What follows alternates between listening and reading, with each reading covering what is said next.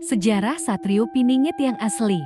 Di suatu tempat, hiduplah seorang bernama. Di ramalan disebut sebagai Bocah Angon. Bocah Angon bukan bocah, yang dimaksudkan adalah manusia biasa. Dia sangat pendiam, sabar, penyayang ke semua adik-adiknya.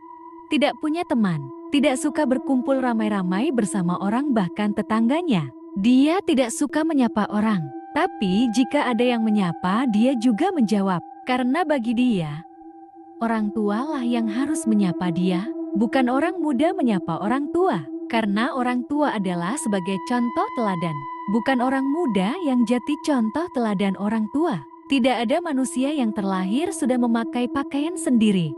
Saat Bocah Angon berusia 40 tahun, dia mendapat ilham dari Allah dengan wujud salah satu surah dari Al-Quran. Karena ilham itu dari Al-Quran, maka dari itu dia mengumpulkan ranting, daun yang kering dan sisa potongan pohon untuk mengetahui maksud sebenarnya dari sebuah ayat Al-Quran. Tidak perlu waktu lama, dia langsung mengerti apa yang dimaksud dalam ilham. Dan dari ilham itu, dia membuat sesuatu yang mungkin tidak akan bisa dipercaya orang di zaman ini. Karena itu memang tidak masuk akal, jika itu dari Allah. Yang gak masuk akal pun akan bisa terlaksana. Tidak ada sesuatu pun yang mustahil bagi Allah. Semua pasti akan terjadi dan menjadi kenyataan. Bocah Angon itu membuat sebuah satu energi khusus yang terbuat dari cahaya rasa dan membuat berjuta triliun energi kecil lainnya yang hidup bisa berzikir sendiri, membaca Al-Quran sendiri, bersholawat sendiri, karena energi itu hidup. Energi itu pun bisa bergerak kemana-mana sesuka hati. Energi khusus itulah yang nantinya akan menjadi pemimpin umat yang biasa orang sebut sebagai Satrio Piningit.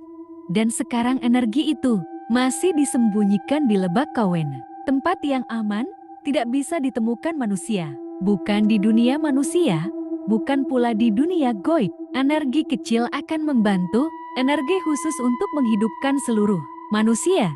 Sebelum energi khusus itu muncul di permukaan, di dunia manusia, terlebih dahulu energi kecil akan bekerja membersihkan semua energi jahat di seluruh dunia. Tidak hanya menciptakan energi, tapi Bocah Angon juga menciptakan segel 7 lapis dari ilham ilmu Allah sebanyak tanpa batas jumlah untuk melindungi cahaya khusus dan energi kecil dari gangguan.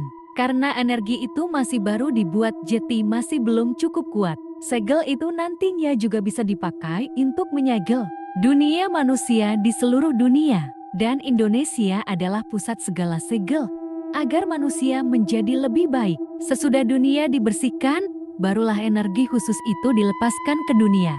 Ketika dia lepas, dia akan bisa merubah wujud sebagai manusia pada umumnya.